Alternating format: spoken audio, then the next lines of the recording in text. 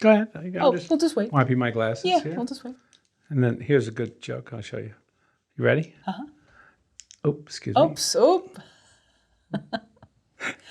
I do that in reality. I'm doing that for my students because okay. I do that in class all the time. I'll be going, well, excuse me. See, that's tonal dynamics too. When you're pontificating, sometimes you got to know when to change the tone or else people get bored. Sometimes I do it too late. They're already bored, but you want to change the tone a little bit. Comic relief. Yeah, and a defense attorney to a jury a good one would know to do that. What is a writer's deep voice, and is there more than one inside of a writer at any time? You're talking about characters, right? Deep voice. Well, there's only one deep voice. There's only one, okay. Yeah, it's a deep voice. Now, I could be the deep voice of one character, I could be the deep voice of another, and there might be a difference in the character and how it would manifest, but the deep voice means you're coming from the deep gut. You're not, you're connected. But this isn't deep throat and calling in a tip to Woodward and Bernstein. This is a real person inside. This is who you are, what you really feel. This isn't you pontificating. I'm confused. I'm sorry. I don't know what deep voice means.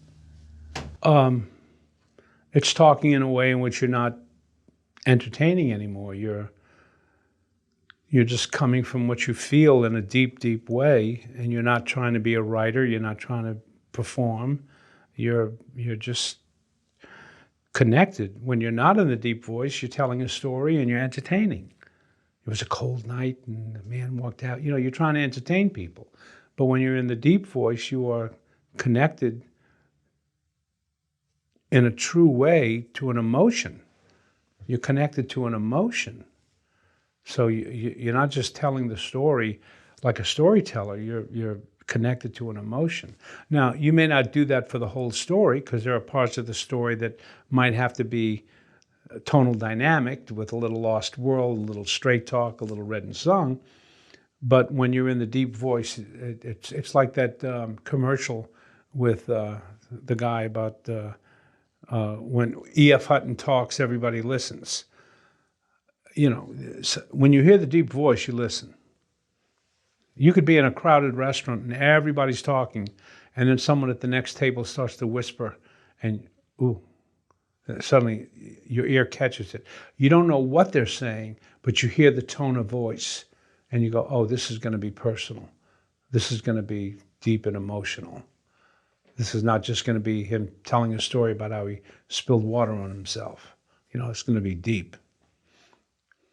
So when you were here in front of us just maybe, 45 minutes ago, and you were telling us about the call that you got at 19, that was your deep voice. Well, I was reliving it in a way that it was emotionally coming into me, and I wasn't thinking of how do I write this or anything. I was just feeling it. When you're feeling something very authentically, you're in a true place. Can you fake it? Sure. As a writer, as an actor, you learn where that comes from, and you can go there. You can do it technically. It's a technical thing. Coming from an emotion is technical. If you can do it where you really feel the emotion, that's better because then you don't have to act. But if you're a good actor, you can find a way to feel the emotion, and then you're there. Some actors have to have a different memory to help them do that. When in Apocalypse Now, when Martin Sheen was doing something in the film, he imagined the death of his own father. That would make him get very emotional. It wasn't in the scene, but that's what he played inside his imagination, which allowed him to get an authentic feeling. It wasn't the same as in the film, but you didn't know that. You don't know what the actor's thinking. They once asked Clark Gable, when you tell a woman you love her in a movie, how do you say that with so much feeling? And he said, well, I just imagine they're a big porterhouse steak. So an actor will maybe find an emotional memory to help them get that memory. Other actors know how to technically do it, just to connect to their deep voice. And the same is in writing. When you're writing, you should know when you're writing from your deep voice and when you're just telling a story. And he had a heart attack on the set of Apocalypse Now, didn't he? Who?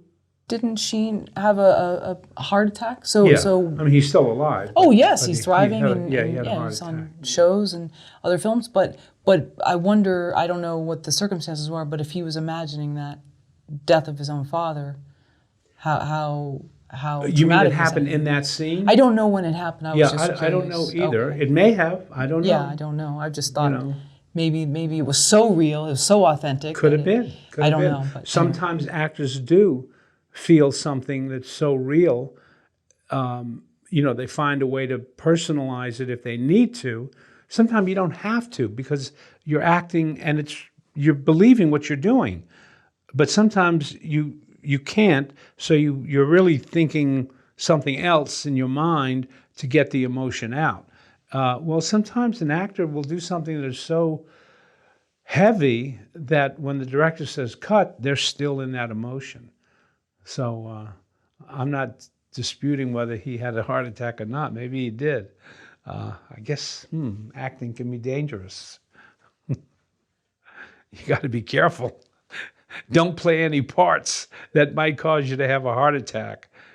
I think I'll just play Peter Pan. well, that would have its own. You might have to be too up and happy, and then Yeah, you're that- right. that You could- see, so that I don't know if that would be safe either. art is fraught. There's an interesting rhyme: art and fraught. Art is fraught with danger.